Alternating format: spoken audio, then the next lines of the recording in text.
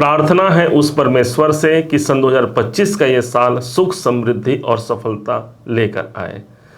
एक बालक का जब जन्म होता है उस समय पर जो ग्रहों की स्थिति होती है उसके आधार पर यह निर्धारित हो जाता है कि उसका जीवन कैसा होगा।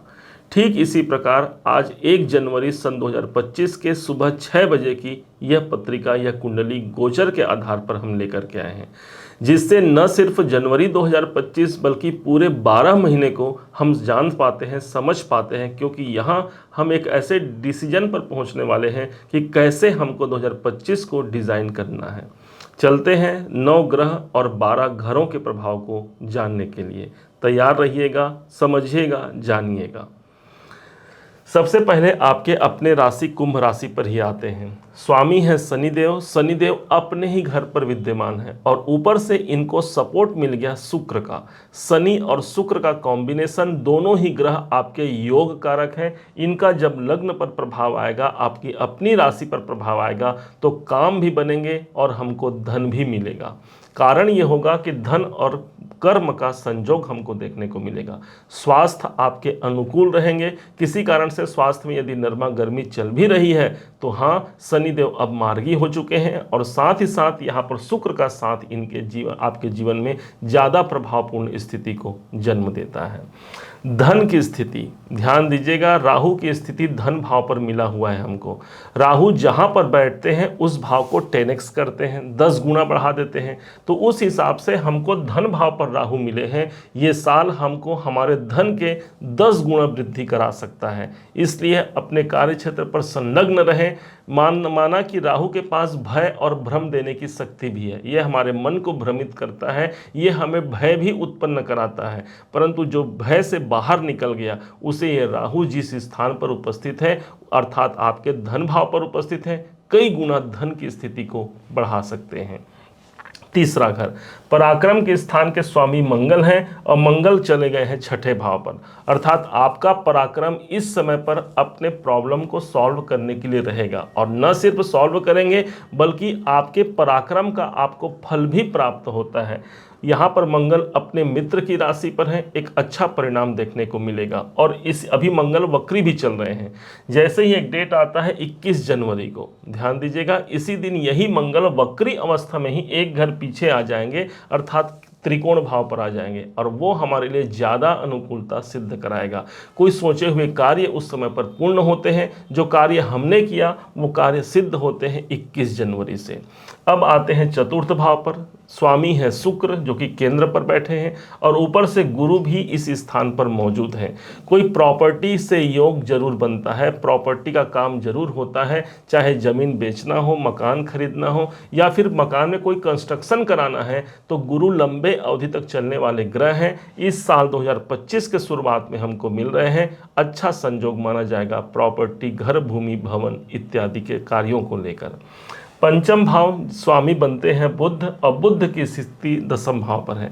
अब जो विद्यार्थी हैं, जो शिक्षा प्राप्त कर रहे हैं, तो हाँ, उनके कार्य में उनको सजगता आएगी। वो अपने बुद्धि को, अपने कौशल को दिखा पाते हैं, अपने बुद्धि के द्वारा अपने एजुकेशन को आगे बढ़ाते हैं।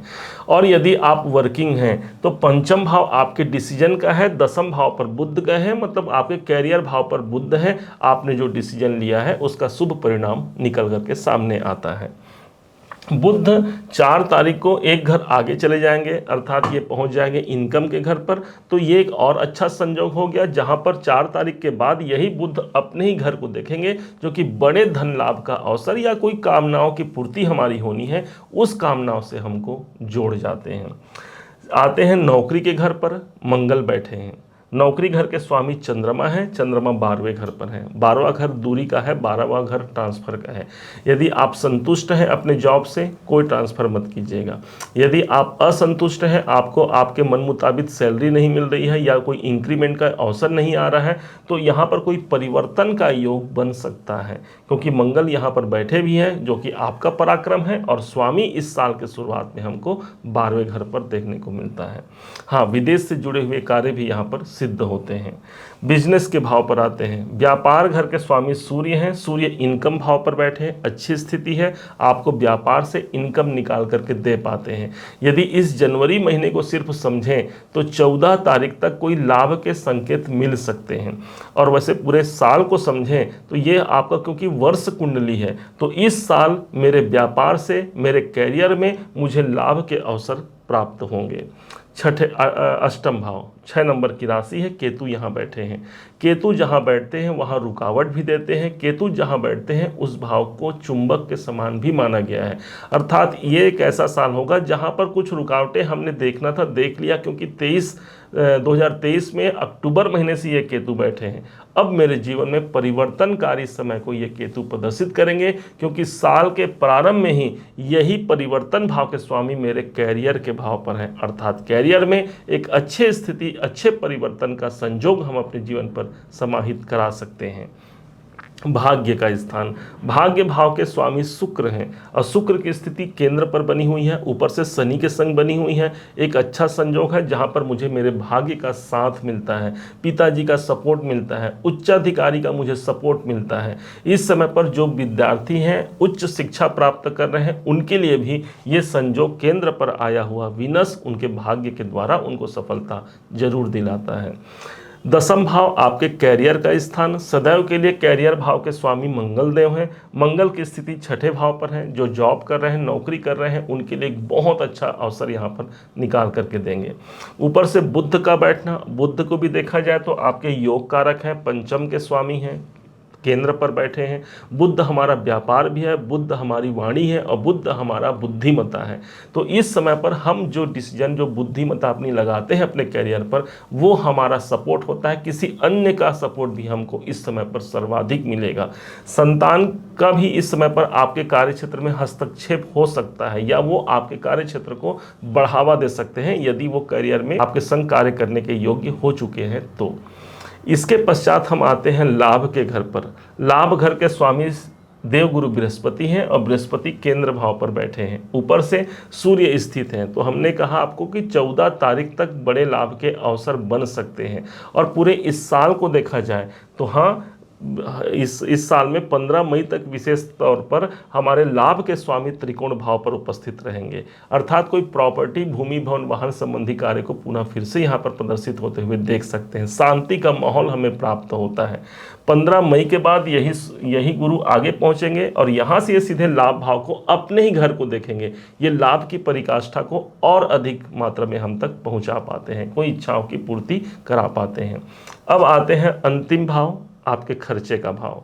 खर्चे भाव के स्वामी हमारे लगन पर बैठे हैं। इस समय पर हमारे स्वयं के ऊपर खर्चे होंगे। इस साल हमने देख लिया दूसरों पर बहुत खर्च हो गया, या दूसरों के लिए हमने बहुत कर लिया, अब बारी है अपने ऊपर काम करने की। अर्थात खर्चे इस समय पर सेल्फ, अपने द्वारा, अपने कपड़े, अपने जो जीवन में जो हमारे ड्रीम है उस पर इस समय पर खर्चे होंगे।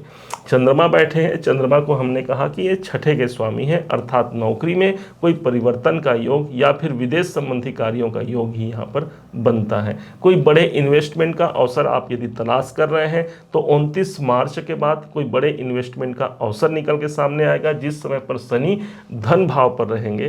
धन को इन्वेस्ट करना या निवेश करने के लिए सही समय रहेगा, या आपने पहले कोई निवेश किया है उसके माध्यम से धन प्राप्ति के लिए भी अनुकूल समय रहेगा। अब आते हैं तारीखों पर। कौन से तारीख आपके लिए अनुकूल रहेंगे इस जनवरी सन 2025 में। एक ऐसा तारीख है जिसमें आप कोई एग्रीमेंट कर सकते हैं, कोई डिसीजन आप अनुकूल ले सकते हैं, कोई यात्राओं से आप जुड़ सकते हैं, कोई एप्लीकेशन भर सकते हैं। 4 जनवरी, 5, 7, 8, 9, 26, 27 और 28 तारीख हमारे अनुकूल तारीखें रहेंगी। इसके विपरीत 1 जनवरी, 2, 10, 11, 19, 20, 21 और 29 तारीख को हमें सतर्क रहने की आवश्यकता भी रहेगी।